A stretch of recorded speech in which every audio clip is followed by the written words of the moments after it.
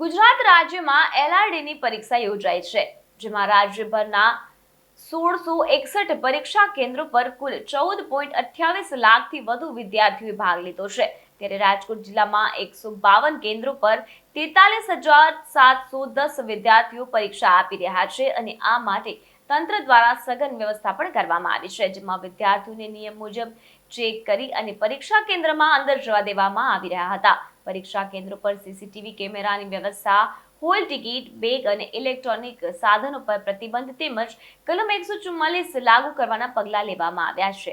તેમજ વિદ્યાર્થીઓ અને તેમના વાલીઓને સલાહ આપવામાં આવી છે કે તેઓ પરીક્ષા કેન્દ્ર પર જરૂરી દસ્તાવેજો સાથે સમયસર પહોંચે, જેથી પરીક્ષામાં કોઈ અવરોધ ન ઊભો થાય. હું મોરબી જિલ્લાના હળવદ તાલુકાના માલણીયા ગામથી આવું છું અને છેલ્લા 2-2.5 વર્ષથી પોલીસ લોકરક્ષકની તૈયારી કરતો હતો અને અત્યારે પરીક્ષા દેવા માટે અહીંયા રાજકોટ સાધુ સવાણી સ્કૂલ ખાતે ઉપસ્થિત રહેલ છું.